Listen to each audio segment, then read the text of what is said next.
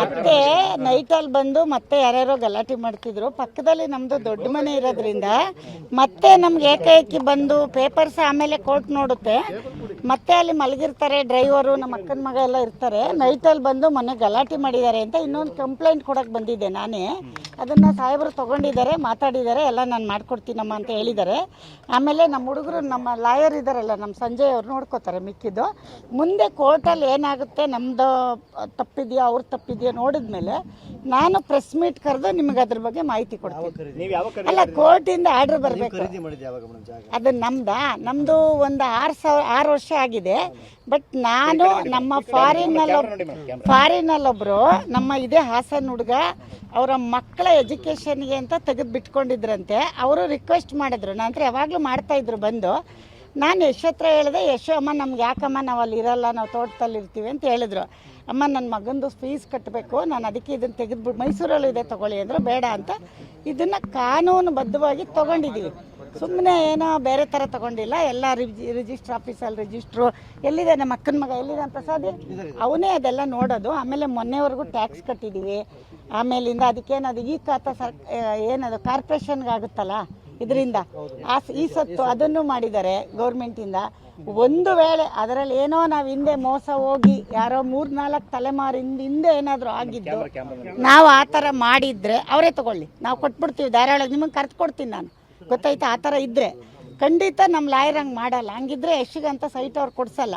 ಇವ್ರು ಯಾಕೆ ಹಿಂಗೆ ಮಾಡ್ತಿದ್ದಾರೆ? ಇವ್ರು ಯಾವತ್ತೂ ಎದುರುಗಡೆ ಬಂದಿಲ್ಲ, ಒಂದು ದಿನ ಬಂದಿಲ್ಲ. ಸುಮ್ಮನೆ ಏನೋ ನಂದು ಅಂತಿದ್ರು.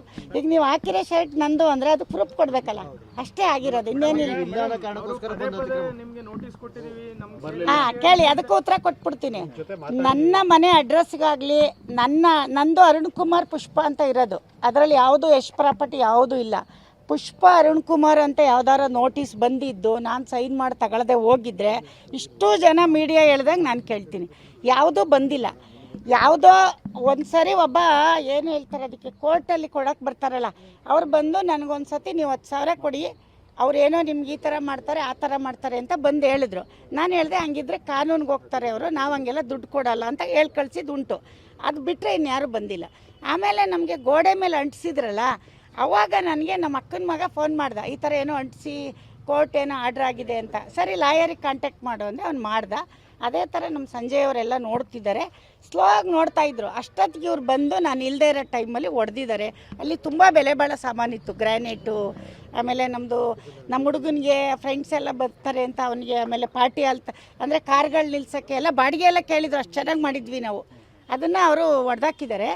ಬಟ್ ಏನಂದರೆ ನಾನು ಇರಲಿಲ್ಲ, ಈ ಥರ ಎಷ್ಟು ಬ್ಯುಸಿ ಇರೋದ್ರಿಂದ ನಾವು ಬೇರೆ ಕಡೆ ಇದ್ವಿ, ಬರೋಕ್ಕಾಗಿಲ್ಲ. ನನಗೆ ಪ್ರಾಪರ್ಟಿ ಹೋದರೆ ತೊಗೋಬೋದು, ನಮ್ಮ ಅಕ್ಕನ ಮಗನೋ ನಮ್ಮ ಡ್ರೈವರ್ಗೋ ಏನಾದರೂ ಆಗಿಬಿಟ್ರೆ ಅಂತ ಮತ್ತೆ ಈಗ ಪಕ್ಕದ ಮನೆಗೆ ಗಲಾಟೆ ಮಾಡಿದ್ದಾರೆ. ಅದಕ್ಕೆ ಬಂದು ಕಂಪ್ಲೇಂಟ್. ಅದೇ ಈ ಥರ ಮತ್ತೆ ಬಂದು ತೊಂದರೆ ಕೊಡ್ತಿದ್ದಾರೆ. ಏಕೆಂದರೆ ಅವತ್ತು ಮಧ್ಯಾಹ್ನದಿಂದ ಸಂಜೆವರೆಗೆ ಬ್ಯಾಚ್ ಬಂದಿದ್ದಾರೆ. ಈ ಬ್ಯಾಚ್ ಹೋದರೆ ಇನ್ನೊಂದು ಬ್ಯಾಚ್ ಬರೋದು. ಇವ್ರು ಹೋಗಿ ಹೊಡೆದು ಕರ್ಕೊಬಂದ್ರೆ ಪೊಲೀಸವರು, ಮತ್ತೆ ಇನ್ಯಾರೋ ಹೋಗಿ ಕೂತಿದ್ದಾರೆ. ಅದೆಲ್ಲ ಫೋಟೋ ಇದೆ, ಕಳಿಸಿದ್ದಾರೆ. ಅದು ನನಗೆ ಗೊತ್ತಿಲ್ಲ, ಅದನ್ನ ಇವ್ರು ಮಾಡ್ತಾರೆ. ಅಲ್ಲ, ಅದು ಇದೆ, ಅಲ್ಲಿ ಕೊಟ್ಟಿದ್ದೀನಿ. ಬಟ್ ಒಂಚೂರು ಇನ್ನು ಅಲ್ಲ, ಅದನ್ನ ನಾನು ಕಾನೂನಲ್ಲಿ ತೋರಿಸಿದ್ಮೇಲೆ ಪ್ರೆಸ್ ಮೀಟಲ್ಲಿ